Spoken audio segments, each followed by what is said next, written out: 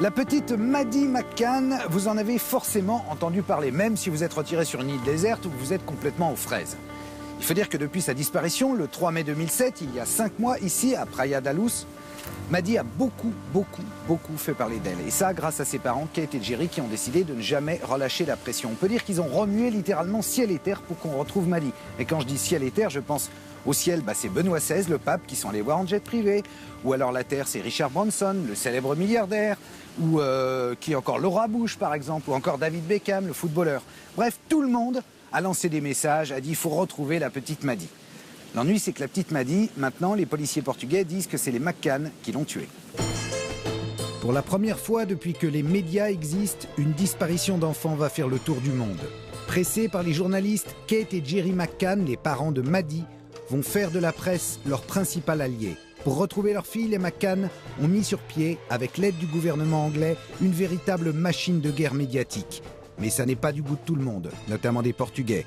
Alors pour que Maddie reste à la une, Kate et Jerry médiatisent leur angoisse. Ils multiplient les interviews, lâchent des photos et des vidéos personnelles et lancent constamment des SOS. Aucun mot ne peut décrire notre angoisse et notre désespoir.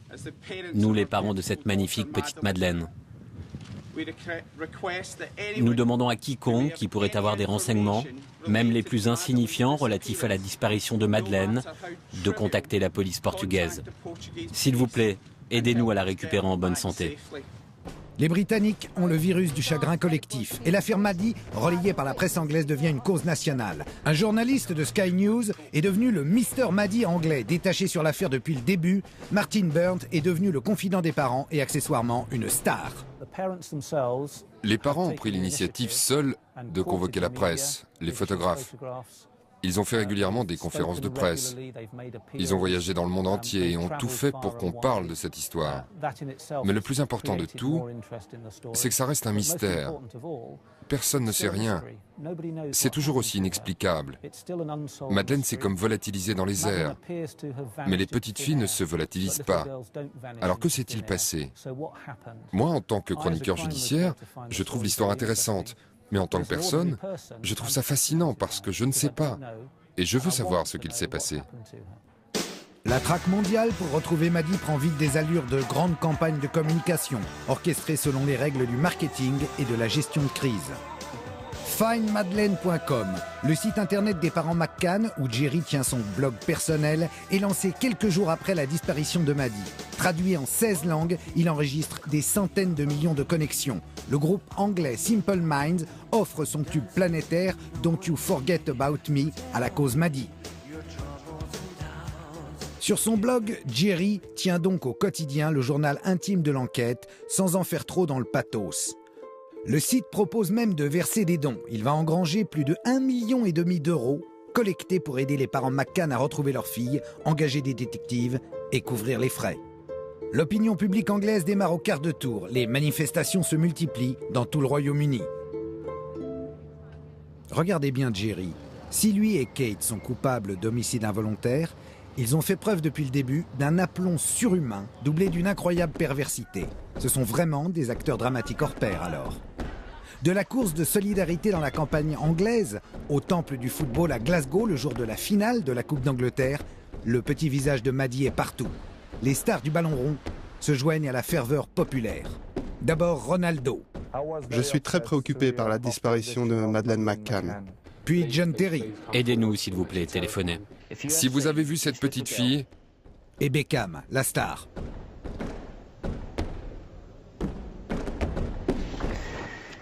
S'il vous plaît, allez au poste de police le plus proche de chez vous et donnez des informations, la moindre petite information. S'il vous plaît, aidez-nous. Merci.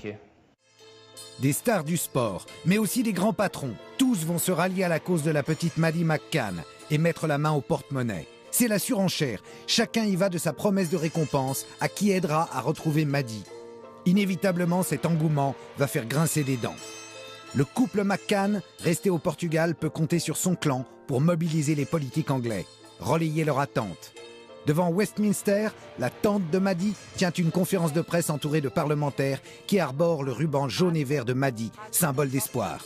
Look for Maddie, le logo symbolisant le signe distinctif de la petite fille à l'œil droit, est placardé partout.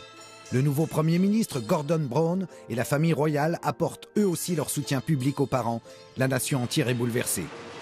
Les McCann, qui se déplacent désormais dans un avion privé, mis à leur disposition par Philip Green, un milliardaire solidaire, iront même jusqu'au Saint des Saints, le Vatican.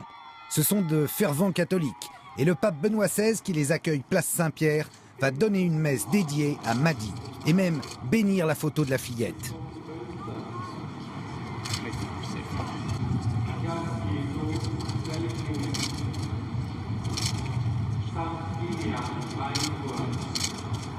Depuis le 3 mai 2007, les parents McCann sont donc en campagne, sur tous les fronts, inlassablement. Mais ni leurs supplications, ni les appels des stars, des politiques, ni les promesses de récompense, ni l'enquête, ni même les prières n'ont permis de retrouver Maddie. Tout va commencer ici et tout va nous ramener ici. On est le 3 mai dernier. C'est un soir un peu comme ça, il est 21h30, comme ce soir. Là, on est en octobre, mais en mai, il n'y a pas tellement de touristes à Praia da Luz. Donc on est là, vous voyez, on peut faire à peu près ce qu'on veut. Ça, c'est l'appartement des McCann. Maddie est à l'intérieur, les volets ne sont pas fermés. Qu'est-ce qui s'est passé? On ne sait absolument pas si quelqu'un est rentré, a pris Maddie et s'est cassé, ce qui est, vous le voyez, assez facile, ou si Maddie est morte à l'intérieur et que ses parents ont caché ce décès accidentel. Voilà, vous avez 52 minutes pour vous faire une religion. 5 jours que la famille McCann est en vacances à Praia da Luz avec un groupe d'amis. Jerry et Kate McCann, médecins tous les deux, vivent dans un quartier bourgeois de Leicester, à 170 km au nord de Londres. Les McCann ont 3 enfants, Maddie, l'aînée, Sean et Amélie, les jumeaux de 2 ans. Pour avoir leur bambin, Jerry et Kate ont eu recours à la procréation assistée. Comme chaque année, les McCann fuient le brouillard anglais pour s'accorder un peu de bon temps au soleil en famille. Cette année, pour la première fois, ils ont choisi le Portugal et le complexe propret, quoiqu'un peu désuet, de l'Ocean Club. Il est 22h ce jeudi 3 mai quand Kate McCann quitte le bar à tapas où ils ont dîné avec leurs amis. Elle parcourt les 50 mètres qui la séparent de l'appartement numéro 5. Kate et Jerry ont laissé les enfants dormir et se relaient régulièrement pour s'assurer que tout va bien. Mais Kate trouve la porte-fenêtre de la chambre ouverte. Maddie n'est plus dans son lit. Ils l'ont emmenée, crie Kate en sortant de la chambre, avant de s'effondrer, prostrée. L'hôtel est en effervescence. Jerry et les autres convives anglais entament les premières recherches. Il faut attendre 23h45 pour que la police portugaise, occupée ailleurs sur un incendie, arrive enfin. À 3h30 du matin, les recherches s'interrompent. Les investigations ne commenceront réellement que le lendemain matin. Le dispositif mis alors en place par la police portugaise est conséquent. L'hôtel est bouclé, ratissé, puis le voisinage, enfin toute la ville. Aucune hypothèse ne va être écartée. Enlèvement, accident ou noyade. Nous vous assurons que les autorités portugaises, les services municipaux, la protection civile, les pompiers, tout le monde s'implique dans cette recherche qui, je l'espère, nous permettra avant la fin de la journée de savoir ce qu'il s'est passé. Le bel optimisme du maire de Praia da Luz ne parvient pas à rassurer la communauté anglaise, qui craint déjà le pire. Solidaires, les touristes britanniques, très nombreux à Praia, viennent prêter main forte à la police. Je suis vraiment triste. J'ai pleuré hier soir. J'en pleure encore maintenant. Je suis vraiment bouleversée par tout ça. Les recherches s'étendent maintenant sur un cercle de 20 km autour de Praia. En fin de journée, toujours aucune trace de Maddie. Pour Jerry, pour Kate, la thèse de l'accident est écartée, sinon on aurait déjà retrouvé Maddie. C'est donc bien un rapt. Maddie a été enlevée. Le soir même, il lance un appel aux ravisseurs. S'il vous plaît, si vous avez Madeleine, laissez-la rentrer à la maison et retrouver sa maman, son papa, son frère et sa sœur.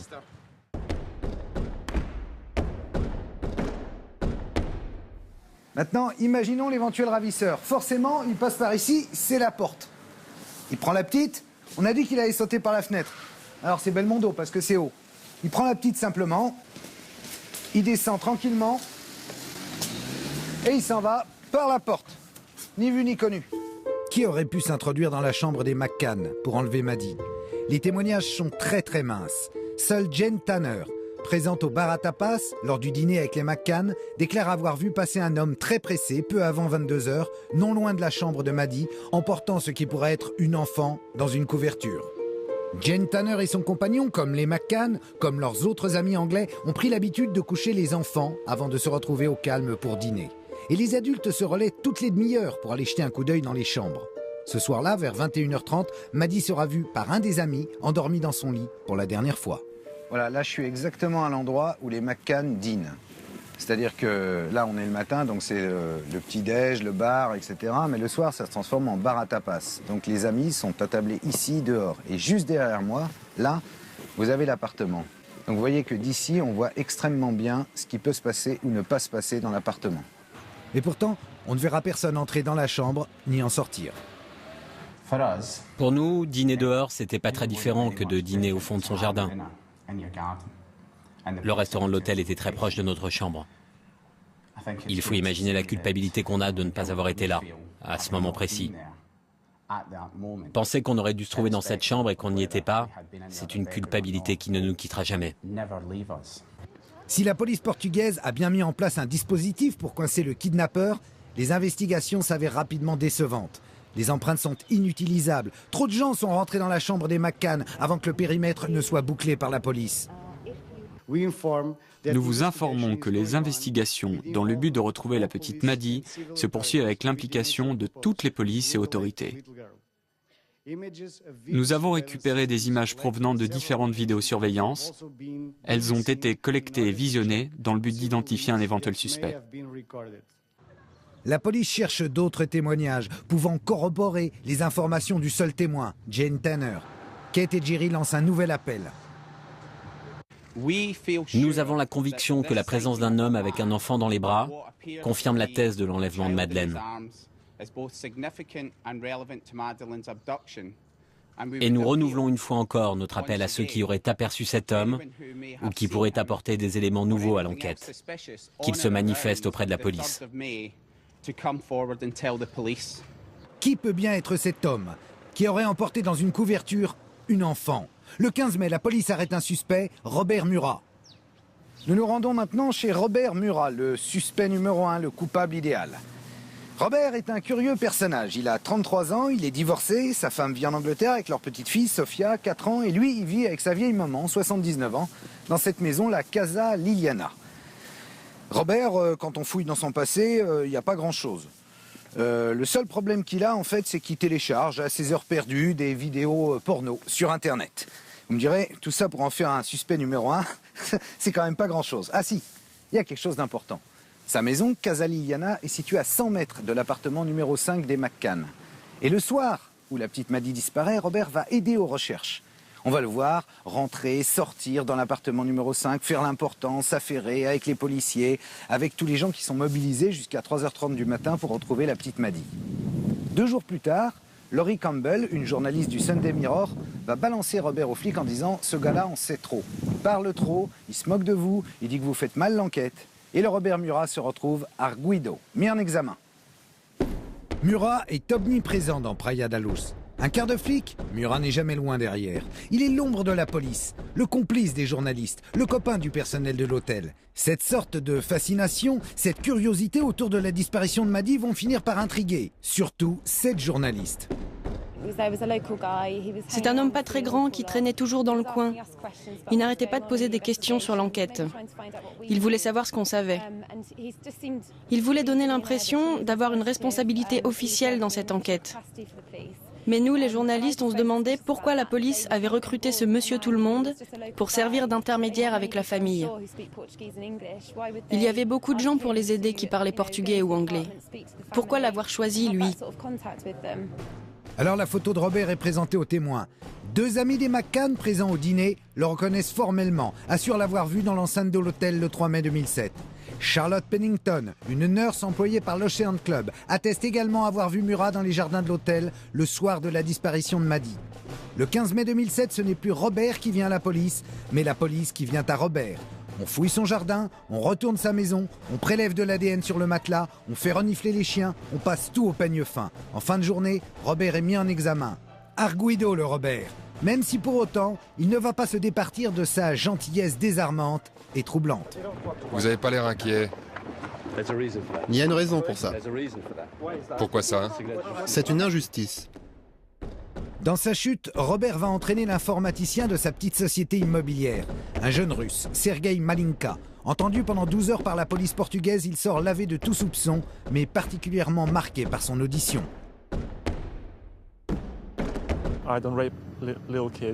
Je n'enlève pas les petits-enfants. Je suis un homme normal. J'ai rien à voir là-dedans. Mon casier est vierge, mais je suis choqué par la manière dont j'ai été traité par les médias comme un tyran. C'est vraiment inhumain, sans savoir, sans demander. C'est des rumeurs, ça n'a été qu'un ramassis de fausses rumeurs et des contre-vérités. La culpabilité de Robert Murat n'est pas si évidente. Les rapports des témoins ne se recoupent pas. Murat a certes été vu ce soir-là, mais à plusieurs endroits au même moment. De même, sa maison est la plus proche du club de vacances où séjournaient les McCann, mais ça n'en fait pas pour autant un voleur d'enfants. Alors Robert est laissé en liberté sous contrôle judiciaire. J'ai passé 3 ou 4 heures avec lui. Je ne pense pas qu'il soit impliqué. Quand il a été interrogé par la police, ils lui ont dit qu'ils ne pensaient pas qu'il avait lui-même enlevé Madeleine, mais par contre, qu'il aurait été un complice, qu'il aurait donné des informations permettant l'enlèvement de Madeleine. Il n'en a pas dit plus. Il reste dans une position confuse. On a perquisitionné 2 fois son jardin et 2 fois sa maison, sans qu'aucune preuve ne soit mise à jour. À l'heure où je vous parle, nous n'avons pas de preuves suffisantes qui nous permettent d'arrêter qui que ce soit. Alors les flics portugais repartent à zéro et ne négligent aucune piste, quitte à partir sur de mauvaises. À la PJ de Portimao, on va recevoir 1500 témoignages. Conséquence de cette médiatisation à outrance, Madi a été vu partout. Nous sommes à Odiacher, au lieu-dit Canaféchal. C'est ici, si l'on en croit une lettre anonyme adressée au quotidien hollandaise Telegraaf, qu'est enterré le cadavre de Madi. La lettre stipule que c'est à 5 ou 6 mètres au nord de la route, sous ces pierres et ces branchages, qu'on trouvera le cadavre. Alors, les journalistes hollandais, quand ils reçoivent la lettre, évidemment, ils vont fouiller, ils ne préviennent pas la police portugaise, ils ne trouvent rien. Ils donnent la lettre aux Portugais, les Portugais viennent, ils ratissent 20 km², ils ne trouvent rien non plus. Le 10 juin 2007, une lettre anonyme arrive donc à la rédaction de Die Telegraaf, le premier quotidien national des Pays-Bas. Elle donne des indications morbides sur l'endroit où reposerait le corps de Madi. De toutes les fausses pistes, c'est la première qui évoque clairement le décès de Madeleine. Mais les fouilles ne donnent rien. Mélange de soulagement et de colère pour les parents qui se veulent optimistes malgré tout.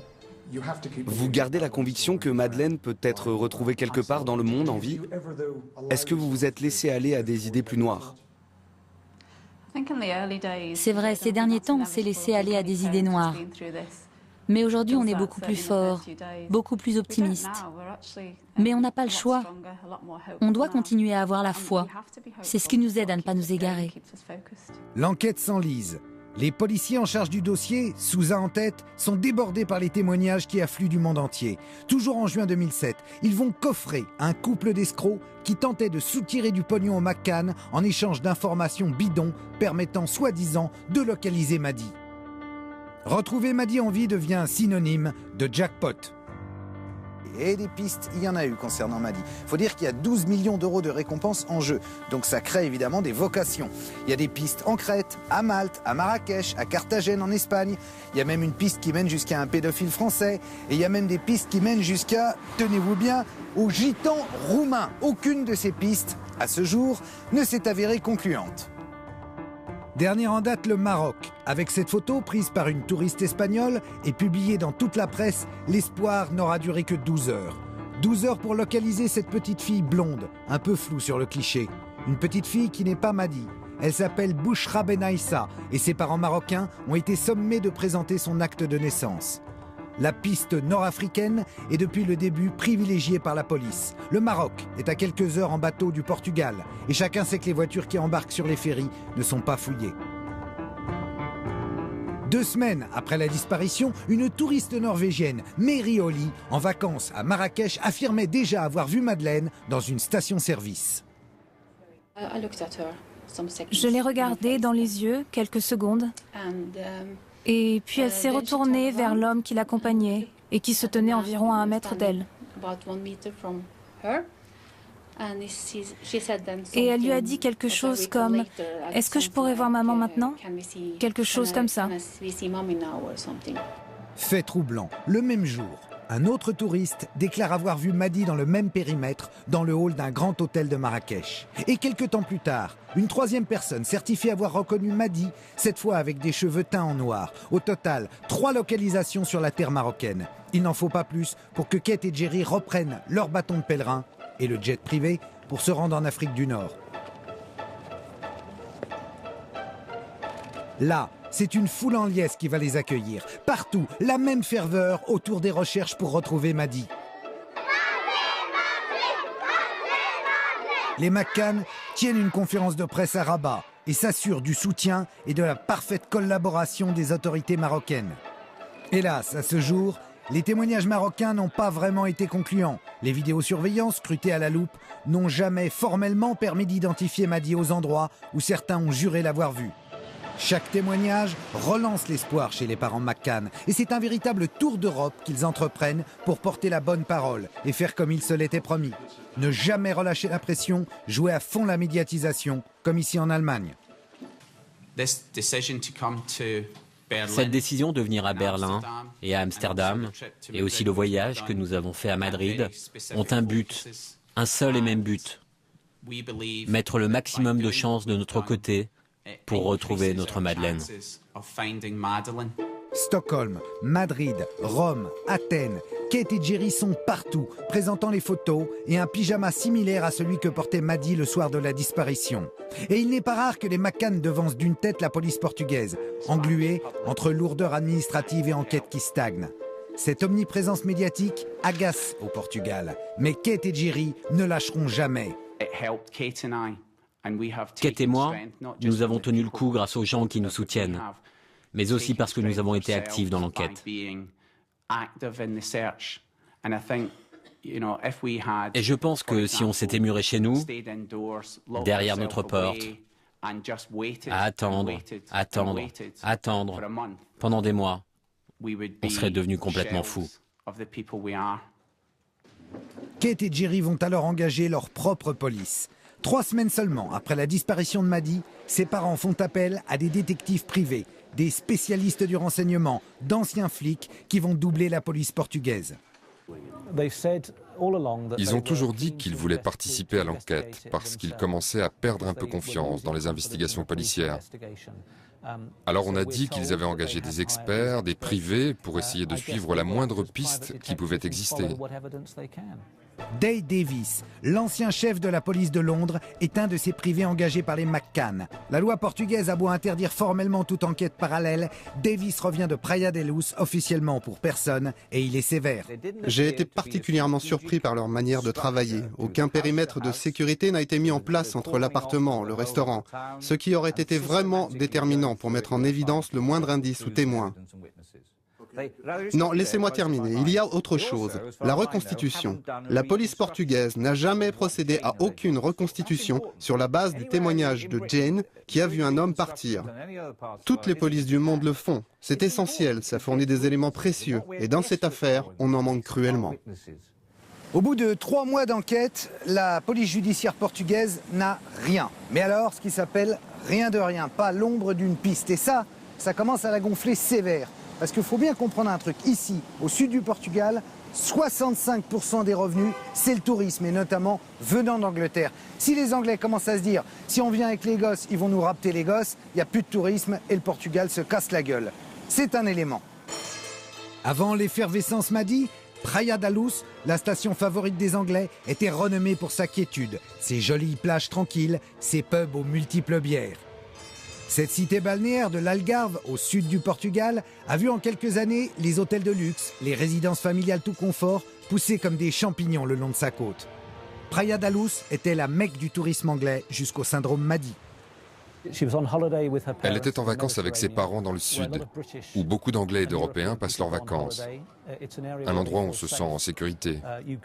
Vous allez dans cette région pour la mer, le soleil, les plages. Vous prenez du bon temps avec vos enfants. On est tranquille, on ne ferme pas à clé les portes et les fenêtres à double tour la nuit. On se sent en sécurité, on est comme dans un cocon, comme si on était à la maison. Vous êtes moins sur le qui-vive avec vos enfants. Et l'idée qu'une chose aussi tragique puisse se produire dans un endroit comme ça, pour beaucoup de gens, c'est difficile à imaginer. Bientôt, Praia se vide. Les annulations se succèdent dans les complexes hôteliers. Les responsables touristiques locaux commencent à flipper. Seuls les chauffeurs de taxi gardent le sourire et font un peu de gras sur le dos des journalistes présents pour couvrir l'affaire. Praia da Luz vit depuis plusieurs mois à l'heure des directs télévisés, des bouclages de presse écrite, on se tire la bourre, une effervescence pas terrible pour le touriste de base venu buller à Praia. L'ennui pour les journalistes, c'est que la police portugaise ne communique pas officiellement sur le dossier et qu'il faut bien raconter quelque chose au JT. Alors les journalistes vont à la pêche aux infos, auprès des locaux ou même des vacanciers. Un peu agacé à force, le maire de ce grand village de vacances est même sorti de sa réserve. Je voudrais m'adresser à tous les journalistes. S'il vous plaît, dites-vous que vous aussi vous pourriez être ici en vacances. Et il y a des limites. Et je crois pouvoir dire que les limites ont été franchies. Ça c'est sûr. D'autant qu'à Praia, j'ai croisé plus de journalistes unbedded à l'affût du scoop que de touristes en goguette. De là à ce que Praia devienne une destination pour amateurs de faits divers glauques, il n'y a qu'un pas. La région n'en est d'ailleurs pas à sa première disparition d'enfants. Il y a quelques années, la police locale de Portimao, dirigée par Olegario Sousa, a déjà traité un épineux dossier dont on ne peut pas dire qu'elle se soit tirée avec brio. Donc ici, à la police judiciaire de Portimao, Sousa a une idée lumineuse. Il se dit, je vais faire d'une pierre deux coups. Je vais mettre en examen les parents de McCann, je vais les faire arguido. Et en les mettant arguido, il obtient deux choses. D'abord, la possibilité qu'éventuellement, l'un des deux, Kate ou Jerry, craque pendant la garde à vue. Et secondo, après ça, ils peuvent plus moufter. Ils sont obligés de se taire. Et ça l'arrange parce qu'ils commencent à gloser un peu trop dans la presse anglaise en se foutant de la gueule de la police portugaise. D'une pierre, deux coups. Aussitôt dit, aussitôt fait. Kate et Jerry McCann sont mis en examen le 7 septembre 2007. Du statut de victime, il passe à celui de présumé bourreau. Il serait soupçonné d'homicide par négligence et d'occultation de cadavres. Entendu seul pendant 15 heures, Kate McCann est le principal suspect dans cette affaire. Elle sort à 1h du matin, épuisée, hagarde, anéantie par cette mise en examen. Il n'en faut pas plus pour déclencher une véritable guerre médiatique anglo-portugaise. Les uns défendent leurs ressortissants, les autres leur police, et les coups vont voler bas. Unanimement loués jusque-là pour leur courage et leur dignité, les parents McCann, désormais arguido, sont tenus au silence et ne peuvent riposter. C'est désormais par la voix de leur porte-parole, Justine McGuinness, qu'ils s'adressent à la presse.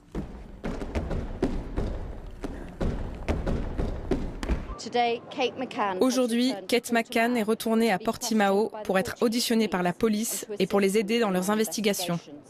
Kate et Jerry sont heureux de pouvoir collaborer avec la police dans les recherches pour retrouver leur fille Madeleine, comme ils n'ont jamais cessé de le faire. Kate continue de croire que Madeleine est en vie et espère dans la prière qu'elle reviendra vite. Kate est une mère aimante et généreuse. Elle est aussi l'une des victimes de cette extraordinaire et terrible affaire à rebondissement. Eh oui, Justine, tout le monde aimerait que le mystère Madi soit éclairci. Surtout la police portugaise, qui doit supporter à la fois la pression des autorités, de l'opinion publique et évidemment celle des médias. Elle a un devoir de résultat, là. Tout ce bruit médiatique, à force, ça a fini par agacer les policiers portugais, d'autant que la piste du réseau pédophile n'a pas mené très loin. Ils se sont demandé si ce bruit médiatique ne servait pas surtout à couvrir un décès accidentel, celui de la petite Madi, qui aurait pris trop de somnifères administrés par les parents, et que les parents continueraient à jouer ce rôle. Donc une sorte de très grande manipulation médiatique de façon à cacher la mort de la petite Madi. Ça suppose de la part de Kate et Jerry un aplomb surdimensionné. Ce sont des acteurs hors pair s'ils ont fait ça. Car les Portugais ont une théorie maintenant, celle de l'homicide involontaire avec dans le rôle des meurtriers de Madi, ses propres parents. Kate et Jerry, n'oublions pas qu'ils sont médecins, auraient administré des somnifères à leurs enfants pour qu'ils dorment d'un profond sommeil, leur laissant ainsi le loisir d'aller dîner tranquille avec leurs potes au bar à tapas. D'ailleurs, certains témoins n'ont-ils pas parlé de 14 bouteilles de vin, bu à 9 ? Mais en rentrant dans leur appartement, Kate et Jerry constatent le décès de Madi par overdose de sédatifs. Dans la panique, de peur d'être accusés de meurtre, de peur de voir leur carrière médicale ruinée, ils cachent le corps encombrant de la petite Madi avant de s'en débarrasser. Les parents sont médecins, ils connaissent les doses mieux que personne. Mais où sont les flacons? Où sont les rapports d'expertise? Où sont les traces de somnifères? Où ont-ils acheté les flacons? Bla bla bla. Mais c'est très important de faire ces vérifications pour éliminer ces pistes. Je n'en veux à personne de chercher.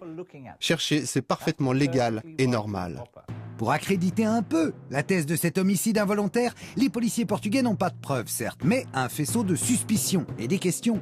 Pourquoi avoir laissé des enfants aussi jeunes, tout seuls dans une chambre d'hôtel ? Dans la communauté portugaise, la notion de famille est très forte. Il y a ici beaucoup de familles nombreuses et ces familles sont très respectées. Au Portugal, on insiste pour dire qu'on peut sortir le soir avec ses enfants. Et vous ne trouverez pas un endroit au Portugal où vous ne pouvez pas emmener vos enfants avec vous, même le soir, en vacances. Alors les gens ont vraiment du mal à comprendre pourquoi ces enfants ont été laissés seuls ce soir-là. L'étau va se resserrer autour de Kate et Jerry. Le timing de leur soirée du 3 mai n'est pas très précis. Les déclarations des convives anglais du dîner, contradictoires. Selon des sources proches de la police, des écoutes téléphoniques et des échanges de mails entre le couple McCann et leur entourage confirmeraient la mort de la fillette parce qu'ils parlent d'elle au passé. La police portugaise, toujours aussi peu loquace, sauf avec 2-3 journalistes portugais, laisse entendre qu'elle serait à la recherche d'un cadavre. Les crématoriums de la région sont passés au crible, y compris ceux pour animaux. La procédure suit son cours, et pour les personnes en charge de l'enquête, tant qu'il n'y a pas de certitude dans cette affaire, tout le monde doit être suspect. D'autant que de nouveaux éléments sortent dans la presse qui s'emballe. Une odeur de cadavre aurait été détectée par des chiens renifleurs sur les vêtements de Kate et sur le doudou de Maddie, le petit chat qui ne la quitte jamais. Les chiens policiers venus de Grande-Bretagne auraient même permis de localiser des traces de sang invisibles à l'œil nu sur les murs et sur les rideaux de l'appartement loué par les McCann. Mais plus accablant encore, des traces ADN de la petite Maddie et des cheveux de Maddie auraient été retrouvés dans le coffre d'une voiture louée par Kate et Jerry 25 jours après la disparition de leur fillette. La presse, insatiable, va pouvoir vendre du papier. Les journalistes portugais dressent le portrait de leur coupable idéal. Kate, une mère diabolique. On pense à l'affaire Villemin. Les opinions publiques commencent à faire volte-face. On jette alors en pâture le journal intime de Kate. Celui d'une mère épuisée par l'agitation de ses enfants, par Maddie qu'elle juge hystérique. Mais est-il vrai ce journal ? Il faut comprendre qu'ils ont intérêt à avoir des éléments à charge vraiment sérieux, parce que ça pourrait tourner à l'incident diplomatique s'ils ont tort. Alors vraiment, nous, notre réaction, c'est de dire « il faut bien que les charges soient sérieuses ».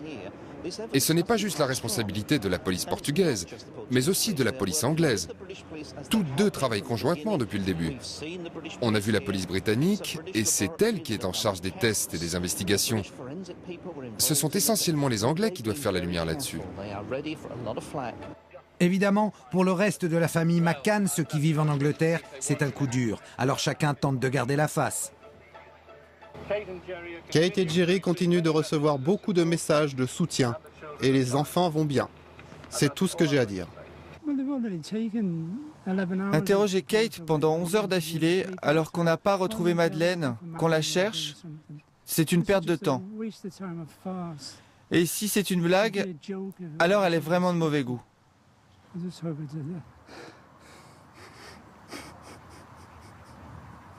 Vous voulez faire une pause? Non, ça va. Mais c'est vrai que c'est vraiment dur de parler de ça. J'aimerais tellement la prendre dans mes bras. Tenus au silence, Jerry et Kate, retranchés dans leur bunker portugais, une villa louée à la hâte, attendent les résultats des expertises médico-légales, espérant être lavés de tout soupçon. C'est une famille qui se trouve dans une situation complètement anormale. Ils ont perdu leur fille, ils sont accusés d'être responsables de sa mort, ils ont vu la police à la télé dire que leur fille était probablement morte, alors que la police ne leur en avait jamais directement parlé. Ils sont dans une position triste et confuse.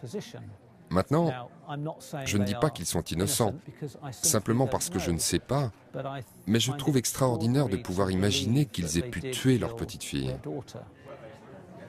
Au point où nous en sommes, on va laisser les McCann se reposer un peu de leurs émotions et on va méditer. Pour méditer, rien de mieux qu'une église, surtout si c'est celle de Praia da Luz. C'est là où tous les vendredis, encore aujourd'hui, il y a une cérémonie en mémoire de Maddie pour qu'elle revienne, puisqu'on considère qu'elle n'est toujours pas morte.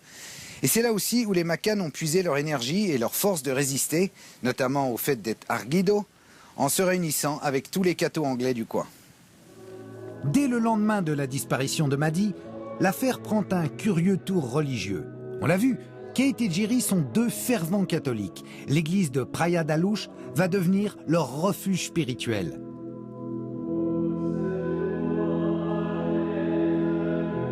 Depuis début mai, la petite église aux murs blancs et jaunes, surplombant la mer, est devenue le lieu de pèlerinage pour les McCann, mais également pour les Portugais et les touristes anglais compatissants.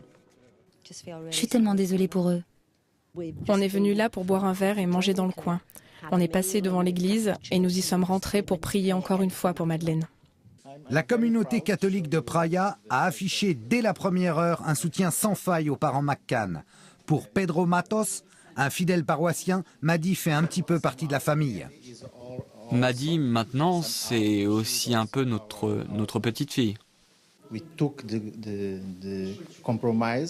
Nous avons pris l'initiative d'instaurer tous les vendredis une prière pour tous les enfants disparus et particulièrement pour Madeleine et sa famille. Pas seulement Madeleine, mais aussi ses parents. Pourquoi ? Parce que nous les croyons innocents. Nous ne sommes ni juges, ni policiers. On croit en Dieu. Alors comme on ne peut rien faire, on fait ce qu'on sait faire. Et ce qu'ils savent le mieux faire, c'est prier. Prier pour Jerry et Kate McCann, qui ont toujours été fidèles à la petite église, lui assurant même une renommée mondiale en faisant quelquefois leur tribune.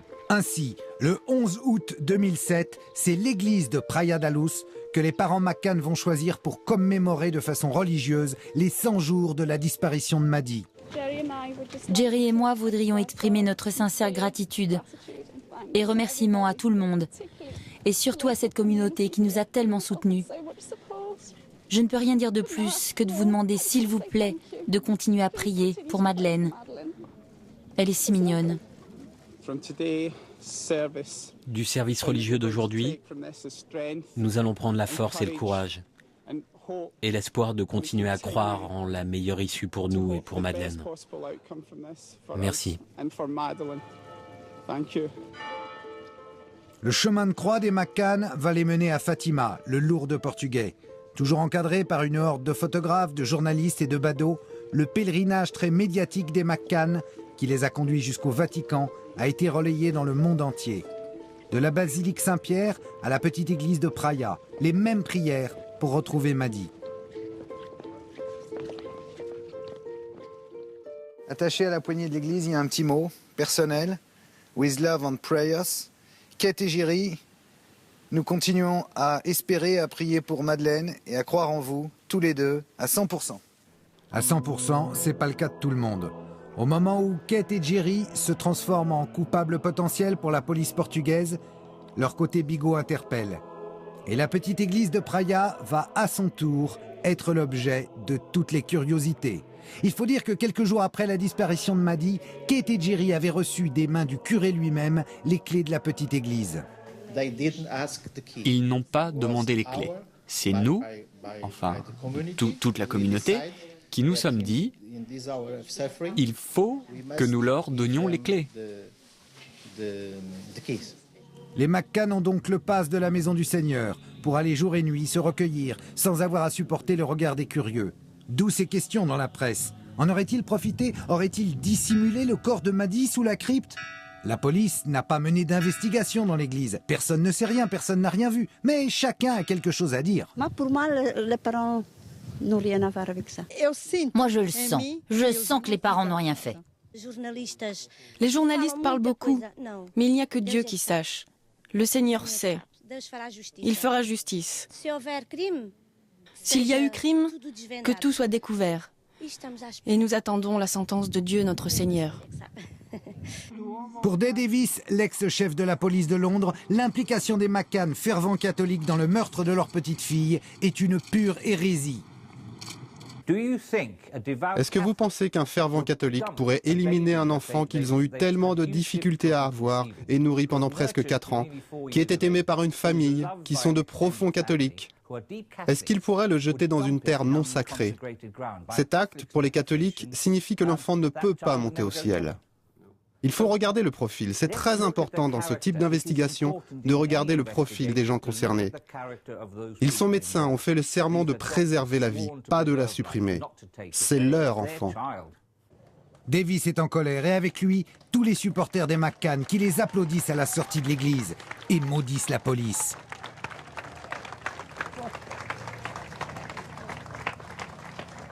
Et l'enquête nous ramène ici à Portimao, devant le siège de la police judiciaire. On y revient toujours. Figurez-vous qu'il y a 3 ans, en 2004, une affaire assez semblable a eu lieu à quelques kilomètres de Praia da Luz. Une petite fille de 9 ans, Johanna, disparaît. Sa maman va voir la police, sa maman fait des affiches, sa maman parle aux médias et dit « Rendez-moi ma petite fille ». Elle soupçonne un réseau pédophile. Que se passe-t-il? La même équipe exactement qui est chargée aujourd'hui de l'enquête sur la disparition de la petite McCann s'empare de l'affaire. Ils ne croient pas une seconde la mère, ils l'accusent. Ils la mettent arguido comme les McCann. Et là, en garde à vue, qu'est-ce qui se passe? Ils la frappent. Les photos en témoignent. Elle a le visage boursouflé, regardez ces photographies. Voici Léonore Cipriano qui a été interrogée pendant des jours sans dormir à la police de Portimao, comme l'a été ensuite Kate McCann. Léonore serait tombée malencontreusement dans les escaliers pendant sa garde à vue, selon la police. Son ex-mari, Leandro Silva, a plus que des doutes. La police dit que ce n'est pas eux. Mais moi, je sais que c'est eux. Une personne qui tombe dans les escaliers n'a pas de marque sur le visage comme ça. Éventuellement sur le corps. Elle peut être marquée un peu sur le visage, mais pas comme l'était Léonore. Je vous dis que la police portugaise ne fait pas bien son travail. Léonore et Leandro ne sont pas anglais, ils ne sont pas riches non plus, mais ils ont 2 enfants, dont Johanna, 9 ans. Le 12 septembre 2004, Johanna disparaît à quelques kilomètres de Praia da Luz. Sa mère la recherche activement, elle distribue des affichettes, alerte les médias portugais. Et comme dans l'affaire McCann, la police piétine, on ne trouve rien. Léonore, la mère de Johanna, est alors fermement interrogée par l'inspecteur Gonçalo Amaral, celui qui, 3 ans plus tard, sera chargé dans l'enquête Madi. Tomber dans les escaliers? Mais c'est un vieux classique de la police, ça. Elle est tombée dans les escaliers, mais vous croyez ça, vous? Vous avez vu sa tête? Mais si vous tombez dans un escalier, vous tombez toujours sur le côté, jamais de face. Sur le côté droit ou gauche? Non, si vous voulez mon avis, c'est clairement la trace d'un coup de poing dans la gueule, ça. Alors, sans doute entre 2 chutes dans l'escalier, Léonore passe aux aveux. Elle reconnaît avoir tué sa fille, parce qu'elle l'aurait surprise en train de faire l'amour avec son propre frère. Mais ces aveux, elle ne les réitérera jamais. Condamnée à 16 ans de prison, Léonore clame son innocence depuis la cellule 24 du pénitencier pour femmes, en suppliant qu'on continue à chercher Johanna. Car aujourd'hui encore, comme pour Madi, on n'a pas retrouvé Johanna. Je pense que les McCann et nous, c'est pareil. C'est un cas très similaire. Sauf que si les McCann avaient été portugais, ils seraient déjà en prison. Sous les verrous, enfermés à double tour, comme on dit chez nous, verrouillés. Écoutez, je n'ai aucune raison objective de descendre la police portugaise. J'ai jamais travaillé avec eux. Les Espagnols, les Français, oui, j'ai travaillé avec eux. Les polices ont toutes leurs particularités. Mais moi, je trouve que vraiment, la police portugaise a hérité des méthodes de la police secrète. Et moi, j'aime pas ça. Je suis pour une police démocratique. Et dans une société démocratique, on doit pouvoir compter sur sa police. Ça, elle est particulièrement secrète, la police portugaise. Malgré toutes nos demandes d'interview, elle refuse de répondre. Vous êtes là ou quoi? Faut bosser un peu là. Ils sont pas là. Ils dorment.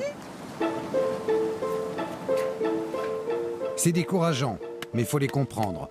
La police portugaise est dans la nasse. Le 17 septembre 2007, Olegario Sousa, porte-parole dans l'affaire Madi, démissionne. Écœuré par la manière dont les McCann ont été traités ces derniers temps. Le 2 octobre 2007, c'est au tour de Gonçalo Amaral, le roi de la garde à vue musclée, d'être limogé. Les éléments à charge contre les McCann semblent de plus en plus minces. Le sang, retrouvé sur les murs de l'appartement des McCann, on sait aujourd'hui qu'il appartient à un homme qui l'aurait précédemment loué.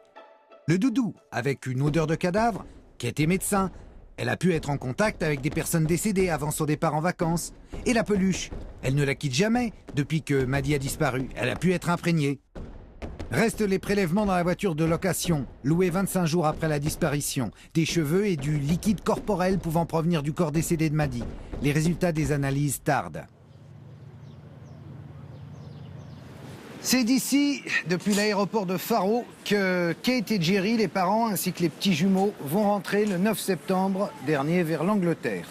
Le drame, c'est qu'ils retournent en Angleterre sans Maddy. Ils avaient promis qu'ils reviendraient avec Maddy, c'est raté. En revanche, retourner au bercail en Angleterre, l'avantage c'est que là-bas on les croit encore innocents. Ici maintenant ils sont non seulement arguidos, mais en plus présumés largement coupables par la population portugaise. Les McCann ont beau être suspectés, dans le droit portugais, leur mise en examen ne les oblige pas à rester dans le pays. Et comme le Portugal est devenu pour eux une terre hostile, Jerry, Kate, Amélie et Sean, les jumeaux, prennent la direction de l'aéroport pour rejoindre l'Angleterre, toujours escortés par une nuée de photographes et de journalistes qui ne les auront pas lâchés d'une semelle pendant tous ces mois.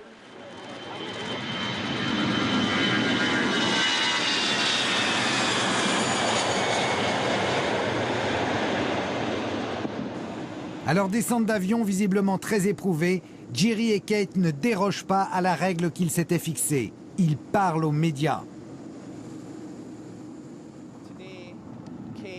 Aujourd'hui, Kate, Sean, Amélie et moi rentrons à la maison, comme nous l'avions prévu. Revenir en Angleterre après tant de temps devenait nécessaire. Nous voulons, dans la mesure du possible, que les jumeaux retrouvent une vie normale dans leur pays. Et nous sommes très affectés par les accusations récentes. Et revenir en Grande-Bretagne sans Madeleine ne signifie pas que nous abandonnons les recherches.